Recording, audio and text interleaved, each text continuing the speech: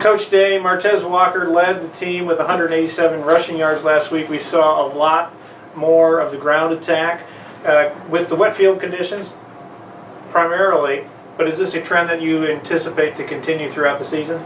Well, I sure hope so. In the way that we prepared last week, our emphasis was being very, very physical in the box. Our O-line, our tight ends, running backs, just the way that they played, making sure that physicality came back. You know, when we got back to playing St. Joe football, and I think you saw first and second quarter, some of those 4 or 5 yard runs throughout the game, we were able to wear them down a little bit, and now some of those runs will pop for 20, 25, 30 yards. And I think that's what you could see throughout the course of the game. So for us, especially coaching staff-wise, our emphasis was continuing to be physical throughout the week so that type of trend can continue. You know, I think that's where that comes from, and that's our goal, to be able to run the ball like that each and every week.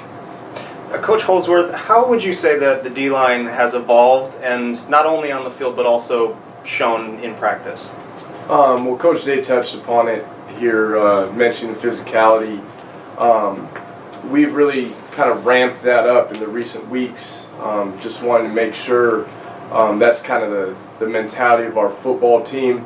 When I first came in, I was fortunate. I inherited a veteran group, guys that played a lot, and then I also am kind of half and half with a lot of young guys. And every week, you know, with the young guys especially, there's always technique things you want to pick up. And as years went along, they've certainly started to pick up the technique at the college level, and I'm certainly pleased with that.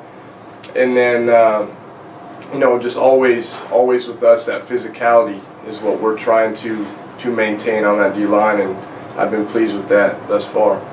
Coach Padhye, what is the overall state of the defense? It's a good state right now, coming back after a bad loss the week before against S&T to bounce back and hold them to 6 points defensively, create a lot of turnovers in those conditions. It was good to get back on track and kind of get our minds back on that physical style of football and stopping the run a little bit. But for us now, it's more about focusing on our next task at hand with Lincoln coming up here this weekend.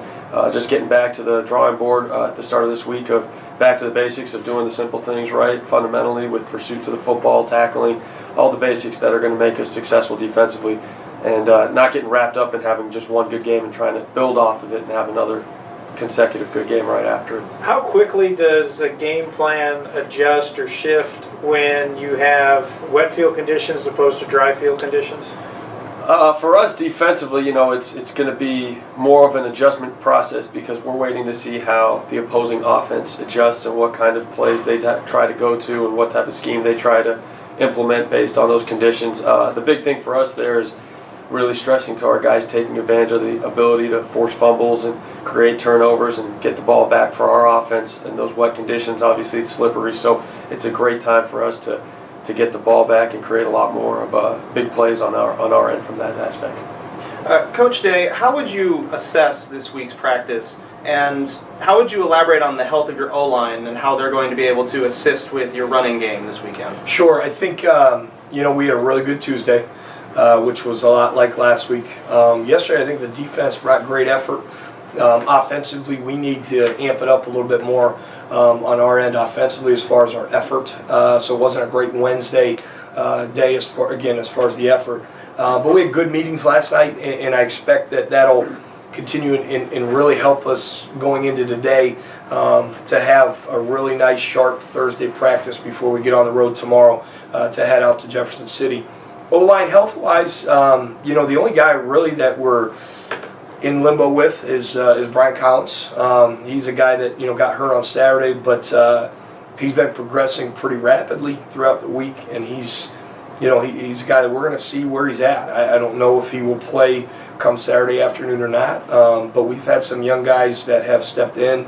We were playing a true freshman for most of the game last week, and quite honestly did very, very well. You know, so as far as that, our philosophy as a team, you know, no matter who that guy is, I mean, Brian Collins is a fifth-year senior captain, but when one of those guys goes down middle of the game, you know, it's next man up, and that's, you know, unfortunately, that's just the way that has to be. So we've been preparing with the O-line, you know, without Brian, and if he's there, it's a bonus. If not, I feel that as long as that physicality level continues to stay high, we're going to be successful with whoever's in there, you know, as long as that piece is still there. Coach Holsworth, where are you originally from? Arlington, Washington, small town, probably about 45 minutes to an hour north of Seattle. If we could give you one shout out, who would you shout out? Shout out. I guess my immediate family hanging out up there, mom, dad, sisters. Coach Day, as you know, we've been kind of trying to ask some of the athletes through these interviews what some of their hidden talents are. On a coaching side, what are some of your hidden talents that you think the public needs to know about?